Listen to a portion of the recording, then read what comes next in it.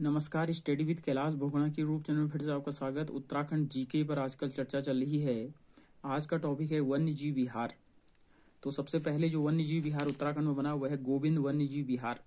सन 1955 में स्थापित और 485 किमी क्षेत्रफल में फैला गोविंद वन्य जीव विहार जनपद उत्तरकाशी में स्थित है। यहाँ मुख्य रूप से हिमबाघ, स्नो लेपर्ड, कस्तूरी मृग, भरल, हिमालय थार, बहुत सारी चीजें यहाँ पर पाई जाती हैं। दूसरा था केदार वन्य जीव विहार। 1972 में स्थापित 957 वर्ग किलोमीटर क्षेत्र में फैला केदारनाथ वन्य जीव विहार जनपद चमोली और रुद्रप्रयाग के केदारनाथ क्षेत्र में स्थित है। यहाँ मुख्यतः स्नो लेपर्ड, तेंदुआ, हिमालयन काला और भूरा भालू, कस्तूरी मृग, ये सभी जानवर पाए जाते हैं। पक्षियों में ये मोनाल, पिजेंट, कोकलास, ये सारी चीजें, ये पेड़ पौधे यहाँ पर पाए जाते हैं। अस्कोट कस्तूरी मृग जो कि 1986 में स्थापित है, 600 वर्ग किमी क्षेत्रफल में फैला अस्कोट कस्तूरी मृग विहार जनपद पिथौरागढ़ में स्थित है। यहाँ पाए जाने वाले प्रमुख वन्य जीव में हिमबाघ, रीछ, बर्फ का रीछ, ये सारी चीजें। सोना नदी वन्य जीव विहार 1987 में स्थापित 301 वर्ग किलोमीटर क्षेत्र में फैला हुआ है। सोना वन्य जीव विहार पौड़ी गढ़वाल में स्थित है। अगला आता है बिनसर वन्य जीव विहार, 1988 में स्थापित है, 47 वर्ग किलोमीटर क्षेत्र में फैला है। बिनसर वन्य जीव विहार अल्मोड़ा में स्थित है।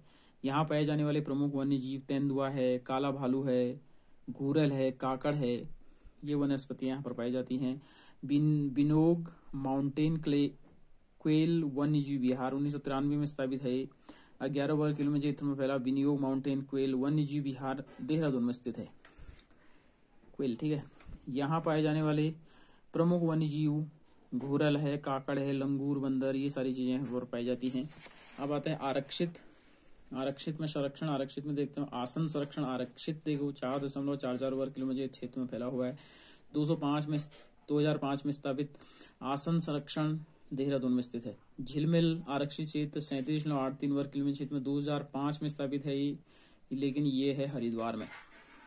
गोविंद वल्लभ पंत उच्च स्थलीय प्राणी उद्यान 1995 में स्थापित और 4.693 वर्ग किलोमीटर क्षेत्र में फैला गोविंद वल्लभ पंत उच्च स्थलीय प्राणी उद्यान जनपद नैनीताल में स्थित है। यहाँ मुख्यतः साइबेरियन टाइगर, लेपर्ड, जंगली कैट, ठीक है, ये सारी चीजें पाई जाती हैं। उसके बाद आता है जैव सुरक्षित क्षेत्र और विश्व धरोहर।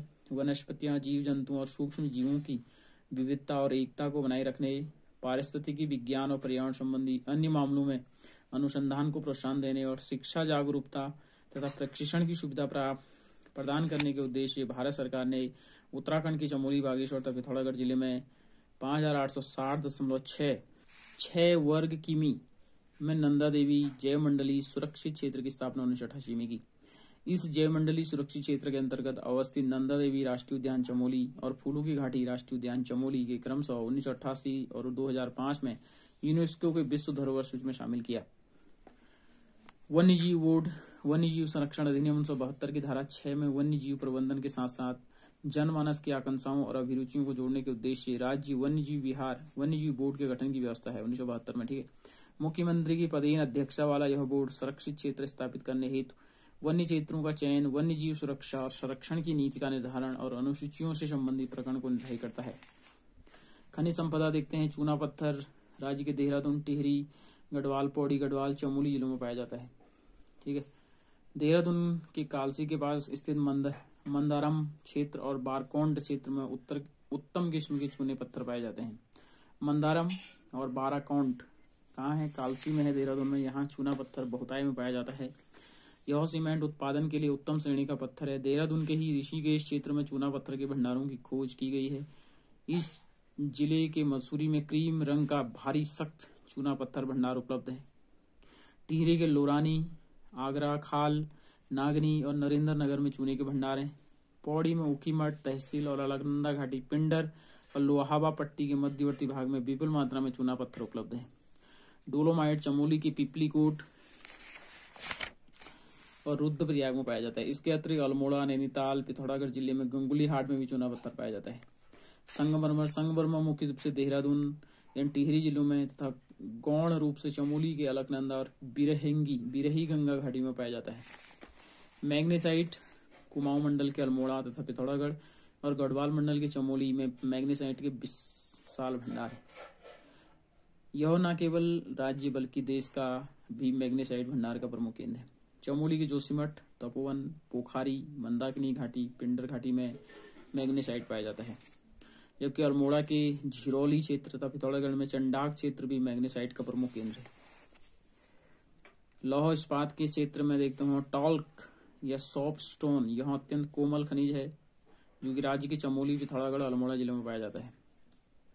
उसका खड़िया या चौक, राज्य में खड़िया या चौक देहरादून, टिहरी, गढ़वाल, पौड़ी गढ़वाल, चमोली तथा नैनीताल में पाया जाता है। देहरादून के लक्ष्मण झूला के समीप नीट गांव और शोध नाला में खड़िया की पेटियां हैं, जिसमें 5-8 टन खड़िया होने का अनुमान है। इसके बाद रॉक फास्फेट, राज्य के देहरादून, टिहरी, गढ़वाल और नैनीताल जिलों में रॉक फास्फेट के भंडार हैं। फास्फोराइट, राज्य के टिहरी जिले के रजगेवा क्षेत्र में फास्फोराइट का पर्याप्त भंडार है। इसके अलावा देहरादून में पाया जाता है। डोलोमाइट्स, पिथौरागढ़, चमोली और टिहरी, देहरादून में डोलोमाइट के भंडार हैं। शेल घड़ी, राज्य में शेल घड़ी मुख्यतः देहरादून, टिहरी, पौड़ी गढ़वाल में पाए जाते हैं।